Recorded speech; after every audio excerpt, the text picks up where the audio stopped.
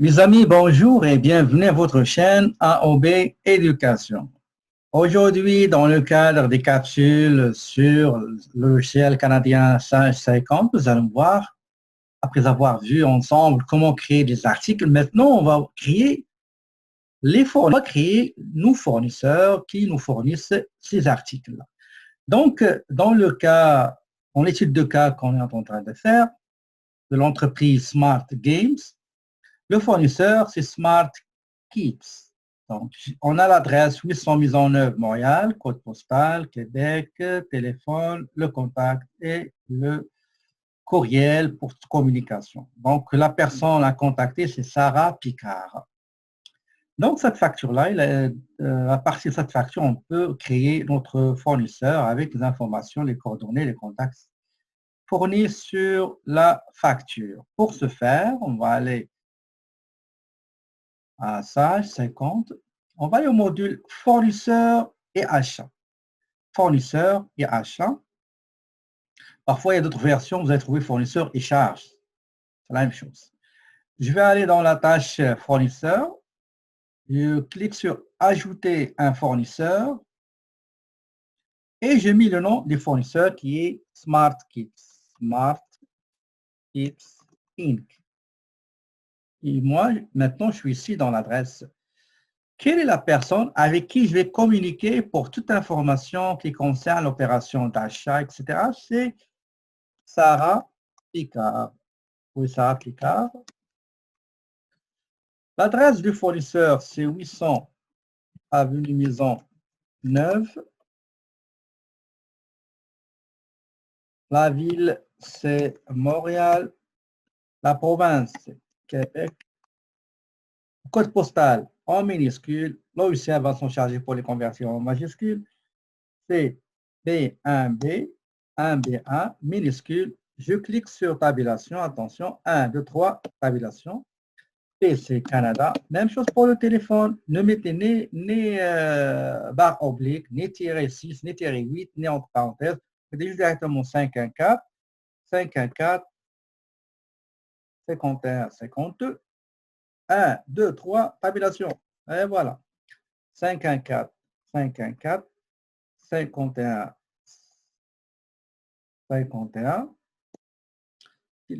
Télécopieur 51, 51. Pardon. 514, 514, 51, 53, 1, 2, 3, tabulation. Et voilà. Si on a le numéro d'inscription des fournisseurs en fichier taxe, on le met, sinon on le laisse vide. Le courriel, on a dit, c'est Picard à commercial smartx.ca. Le site internet, c'est www.smartx.ca. Ici, on a un fournisseur depuis quelle date? Imaginons avant d'acheter Sage, vous travaillez avec le manuel Excel au registre et aujourd'hui, vous avez décidé d'installer Sage, mais le fournisseur, il est avec vous depuis 10 ans, okay? Depuis 2010. Alors, vous allez venir ici, vous allez mettre la date à partir de laquelle vous êtes devenu client de ce fournisseur-là, ou bien ce fournisseur, il est devenu votre fournisseur habituel. À partir de quelle date? La date, il faut la mettre ici. Si jamais vous avez arrêté de travailler avec d'acheter de ce fournisseur, vous allez juste ici, vous allez cliquer sur fournisseur inactif. Fournisseur inactif. Ça, c'est adresse. Maintenant, on va aller à options. Compte de charge. Supposons le fournisseur, vous achetez un seul article, qui est par exemple console Xbox One S 1 Terabyte. Et un article. Ben, vous allez dans compte de charge, je crois 50, 20, pardon, 40, 20. Nous allons et vous mettez celui-là. Ça veut dire que quand vous allez créer l'article, la facture, automatiquement, parce que quand vous allez créer la facture, c'est dans la partie commerciale. Et avec le logiciel, tout ce qui est information commerciale, sera converti en écriture comptable. Et si vous mettez la charge, pardon, c'est pas la charge, c'est 50, pardon, 50-20,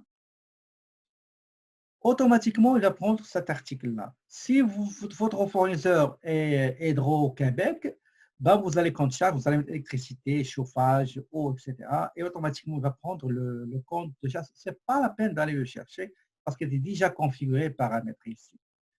Si vous achetez toutes les fournitures scolaires, les fournitures du bureau, vous les achetez auprès de Béron Group, vous allez mettre votre fournisseur Béron Group et la compte charge, vous allez mettre fourniture du bureau, bien supply, office supplies. D'accord? Ici, j'ai beaucoup d'articles que je vais acheter. Je ne peux pas mettre un seul article, donc je l'enlève.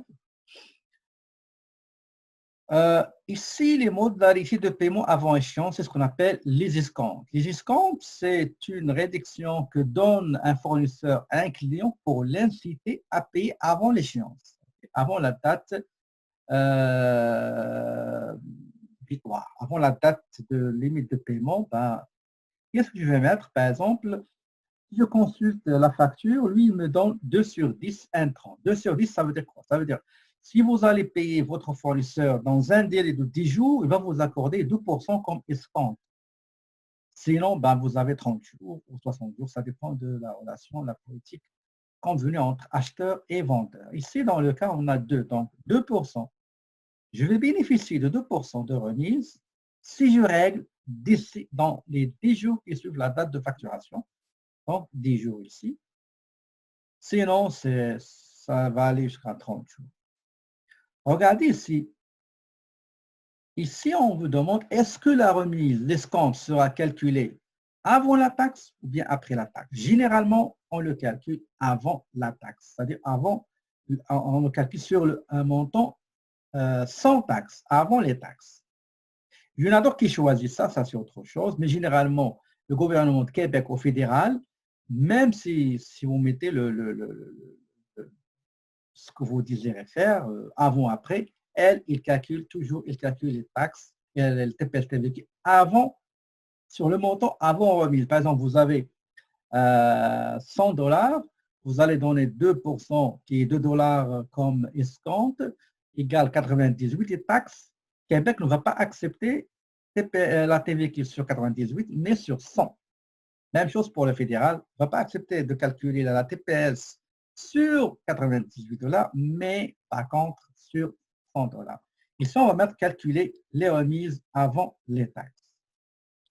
Mode de paiement par défaut. Est-ce que c'est plus tard? Est-ce que vous payez comptant? Est-ce que vous donnez un chèque? Ou bien il y a un virement direct ou bien un dépôt direct? D'accord? Pour ce qui est facture, pour ce qui est paiement, est-ce que vous payez avec des paiements après, avec chèque, comptant ou dépôt direct? Okay? Au moment du paiement. Ici, c'est au moment de la constatation. Ici, c'est le paiement. Est-ce que vous imprimez nom de contact sur les chèques qui vont le recevoir? Imprimez ou bien envoyer par courriel les bons de commande des fournisseurs? Est-ce que vous allez utiliser? Vous avez imprimé papier, vous allez l'envoyer par la poste ou bien vous allez par courriel? Ou bien vous allez envoyer une confirmation de toute transaction par courriel, etc. C'est bon? Ça, c'est la partie option. Il y a une partie qui est très importante, il y a beaucoup d'étudiants qui oublient, surtout dans les examens, c'est les taxes. Les taxes. On vient ici, on va indiquer au logiciel, est-ce que les achats qu'on achète auprès de ce fournisseur, est-ce qu'ils sont taxés? Est-ce qu'on paie de la taxe? Est-ce qu'on paie TPS, TVQ ou bien l'une des deux? Soit les deux, soit l'une des deux. Ou bien c'est exemption totale. Malheureusement, pour ces deux articles-là, c'est à 100%, les taxes TPS 5%, la TVQ 9,975%. Et voilà, on va choisir ça. Il y a d'autres choses, je ne vais pas en parler pour le moment. Ce qui m'intéresse, c'est les transactions historiques. Supposons que vous n'aviez pas un logiciel au moment où vous avez acheté beaucoup d'articles auprès d'un fournisseur ou des fournisseurs.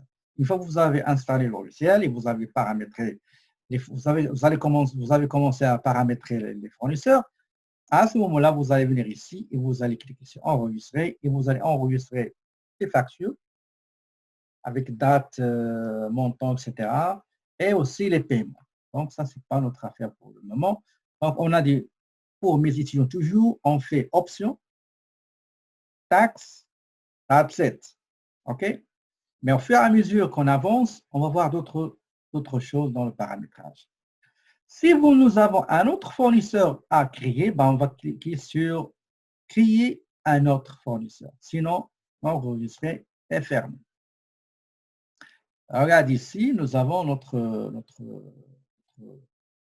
fournisseur, SmartKids, sont les références, et le solde. Combien on doit à ce fournisseur? Regardez. Si jamais vous voyez ici euros au lieu de dollars, parfois par défaut ça donne euros, je ne sais pas pourquoi, vous allez juste paramètres, vous allez entreprise, vous allez choisir devise et ici vous allez trouver euros et vous allez mettre dollars. C'est bon? Ben, c'est comme ça qu'on crée un fournisseur. J'espère que cette vidéo vous sera utile. Merci pour votre attention. D'ici une nouvelle capsule, la prochaine sera pour la création d'un client. D'ici là, je vous souhaite une très belle journée et je vous dis, mes amis, à la prochaine.